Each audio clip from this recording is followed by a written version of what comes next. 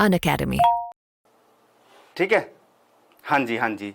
लेकिन मेरा camera actually नहीं चल रहा, तो आप लोगों से गुजारिश बस इतना है कि सेशन को लाइक और शेयर कर दीजिएगा। जो भी बच्चे वोकैबुलरी को लेकर के ये बड़ा कंसर्न रहता है ना कि क्या आएगा, मैं आपको गारंटी बता रहा हूँ, ये जो 50 शब्द मैं आपको कराने जा रहा हूँ और इस 50 शब्द में जितने भी सिनोनिम लिखवाने जा रहा हूँ, बस इतना पढ़ लेना। लास्ट मोमेंट पे सिर्फ ये 50 वर्ड्स पढ़ के जाओ। अगर अभी तक नहीं तैयार किया है, इतनी क्लासेस ली हैं, उसको नहीं रिवाइज किए हो, नहीं पढ़ पाए हो, अभी अभी जुड़े हो, तो बस इतना पढ़ के जाओ। दैट्स इट, इतना ही पढ़ के जाओ, इतने में से आ जाएगा। ठीक है, थैंक यू एवरीवन। चलिए शुरुआत करते हैं क्लास का। अब पक्का फंस जाएगी, वर्ड्स की बात कर रहा हूँ, वर्ड्स पक्का फंस जाएंगे आपके। और इंग्लिश बाय जैसर ये अपना टेलीग्राम चैनल है जिसकी पीडीएफ इस पे डाल दूंगा।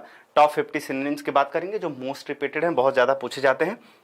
चलिए, सबसे ज्यादा जो इंपॉर्टेंट है वो ये है कि ये सारे आपके प्रीवियस ईयर के क्वेश्चन से उठाए गए बेहतरीन क्वेश्चन है जो बार बार पूछे जाते हैं, उनको देखा, एनालाइज किया और उठाया। और इसके जो सिनोनिम लिखवाऊंगा वो भी बहुत ज्यादा इंपॉर्टेंट है। ठीक है, अब देखो जी, अब यहां पे अगर मैं बात करता हूं आपसे रिनाउंस की, जैसे ही रिनाउंस शब्द मैं बोलूं तो रिनाउंस मतलब आप लोगों को ध्यान ये रखना है कि त्याग देना किसी चीज को। ठीक है, त्याग देना। लेकिन पता है क्या मामला है, बच्चों को लगता है कि भाई रिनाउंस मतलब तो हम सीख गए, बात खत्म हो गई।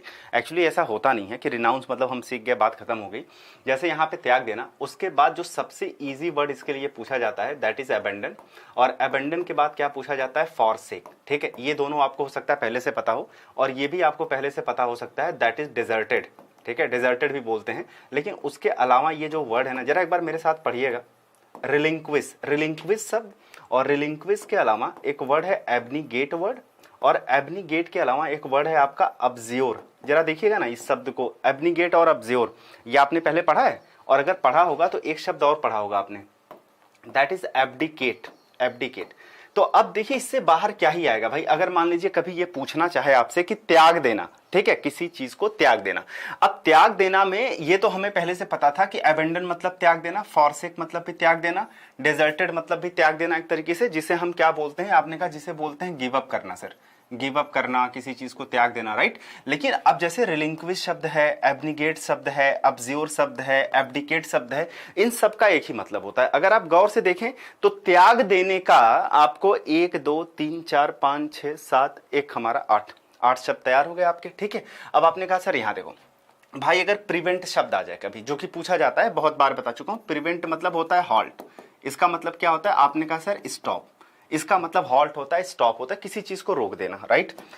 अगले की अगर हम लोग बात करेंगे, आपने कहा सर फॉरसेक करेक्ट आंसर हो गया। लेकिन देखिए ये जो कंडन होता है ना, इसका मतलब क्या होता है, एक्सेप्ट करना। एक्सेप्ट करना मतलब स्वीकार करना। क्या स्वीकार करना, दैट्स मोरली रॉन्ग, मतलब जो चीज नैतिक रूप से गलत होती है। भाई एक बार मेरे साथ बोलना, जो चीज नैतिक रूप से गलत होती है, जैसे किसी के अंदर मानवता ना होना, ये अनैतिकता है।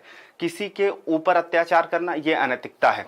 तो मतलब जो चीज मोरली रॉन्ग हो, जो अनैतिक हो, उसे ही हम बोलते हैं क्या, कंडन। इसका सिनोनिम लिखना चाहें तो आप क्या लिख सकते हैं, आपने कहा सर जो चीज ऑफेंसिव होती है, ऑफेंसिव, या जो हम बोल सकते हैं जो डिसओबीडियंट होती है।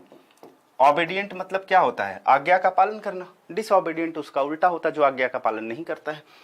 अब आपने कहा सर हैम्पर, अगर हम किसी चीज को अगर हैम्पर करते हैं तो फिर क्या होता है। आपने देखो, अगर किसी चीज को आपने हैम्पर कर दिया तो मतलब एक तरीके से आपने उसको डिसरप्ट कर दिया है। डिसरप्ट का मतलब होता है आपने उसको थ्वार्ट कर दिया है। थ्वार्ट का मतलब क्या होता है, डिसरप्ट या थ्वार्ट बोल लीजिए, या इसके अलावा आप इसको ये बोल सकते हैं भाई, ऑब्स्टैकल। कोई चीज अगर हैम्पर हो गई तो ऑब्स्टैकल हो गई, या जिसे हम क्या बोल सकते हैं, आपने कहा ऑब्स्ट्रक्ट बोलते हैं, ऑब्स्ट्रक्ट, जिसे हम क्या बोलते हैं, आपने कहा सर हर्डल बोलते हैं। इनका मतलब बाधा होता है। और एक तो बड़ा मतलब प्यारा वर्ड है हिंडर, या हिंड्रेंस आता है। ठीक है, ये आपको पता होगा, इसका भी मतलब क्या होता है, बाधा। तो हैम्पर अगर आप किसी चीज को कर रहे हैं तो इसका मतलब बाधा होता है, जिसे एक शब्द और लिख सकते हैं आप, इम्पीड। अगर आपने थोड़ी सी मेहनत लास्ट मोमेंट पे कर ली, बस थोड़ी सी, इन्हीं चीजों को अगर आप करके चले गए, आपको अगर ये ध्यान रहा कि इम्पीड मतलब बाधा, हिंड्रेंस मतलब बाधा, हर्डल मतलब बाधा, ऑब्स्ट्रैक्ट मतलब बाधा, ऑब्स्टैकल मतलब थ्वाट मतलब डिसरप्ट, मतलब हो गया आपका काम। तो हमारा आंसर ये तो हो ही गया, लेकिन आंसर के अलावा 3 शब्द हमें तैयार हो गए। आगे बात समझे भाई। ऐसे अब जो बच्चे डरते हैं उनको मैं बता देना चाहूंगा एक सिंपल सी बात, आप मेरे साथ सिर्फ 15 दिन बिता लीजिए। इसी तरीके से अगर आपने मेरे वीडियोस के साथ 15 दिन बिता लिए तो आपको अंदर से कॉन्फिडेंस आना शुरू हो जाएगा इन सारे शब्दों को लेकर के। यही बार बार रिपीट किए जाते हैं आपके एग्जामिनेशन के अंदर, राइट। जैसे अगला देखिएगा क्या है, बेनेवलेंस। अब ये सारे शब्द क्या है ना, आपको प्री में यही सारे शब्द देखने को मिलेंगे, आपको रेयर मिलेगा कुछ नया शब्द, कुछ ऐसा नया बड़ा इनोवेटिव, क्योंकि ये सब देखिए बहुत सारे बच्चों के लिए ये सब नए शब्द हो सकते हैं।